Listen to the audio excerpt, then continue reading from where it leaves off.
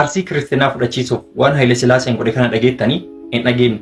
Isinitti himas dhiyaadhaa. Gadaasan Itoophiyaan sirna nugusaatiin bulti. Nugusni gadaasan Itoophiyaa bulchuu Atsee Haile Sillaasee turan. Atsee Haile Sillaaseen uummanni maqaa garaagaraatiin waama. Maqaan inni tokko Jaanooy, kabaja yoo dabalaniif ammoo Girmaa Gunnatoo jedhanii waamu.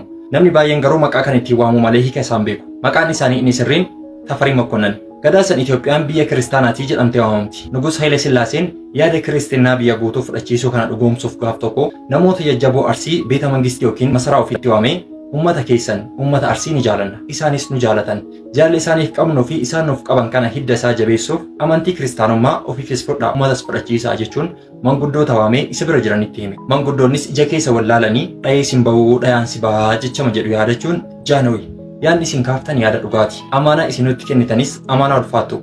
Amma nuti namoota hagoo. Nama hagoon waan ummata badhaa murteessuu hin dandeenyu waan ta'eef gallee yaada keenya ummataan geennee deebii isaa beellama itti aanutti qabannee deebina. Dubbii nu bulchaa guyyaatti nu qabaa jedhanii guyyaa qabatanii biraa bayuun gara biyyaatti galan. Biyyatti galanii manguddoota biyyaa walitti qabuun waan Haile Sillaaseen jedheen itti himan. Yaada kana Arsiin badhisee mari'atee mala dha'ee mala san manguddoota afaan kaa'ee deebise. Malli sunis tokkoffaa Haile Sillaaseen intalatee ilma keenyatti heerumsiisi.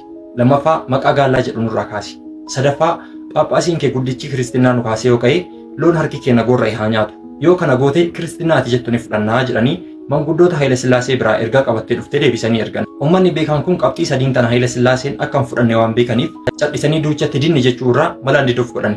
Jaarsonni guyyaan beellamaa ga'ee Nugus Haile Sillaasee biratti deebi'an. Nugusni jaarsota kabajaan dubbisee deebii isaanii erga dhageeffatee xumuree qabxiilee sadan Arsiin kiristinnaa fudhachuuf akka haaldureetti dhiyeessee dhageeffatee qabxii sadan keessaa intalatii ilma Arsiitti heerumsiisuu jaaladhe isinii kenna. Qabxiilee lamaan haftee ministeerotaan mari'adhee isiniif deebisaa na eegaa jedhee ministeerota isaa walitti qabee haalduree Arsiin kiristinnaa fudhachuuf dhiyeesseef ministeerotatti hime. Ministeeronni qabxii sadinuu dhageeffatanii walqixa aaraa ይህን ከምናደርግ ክርስትናቸው ይቅርብን jechuun haalduree kiristinnaa fudhachuuf Arsiin akka guutamuuf gaafatee kufaa taasisan. Akka kanaan gabaan osoo waliin bitin adda galte.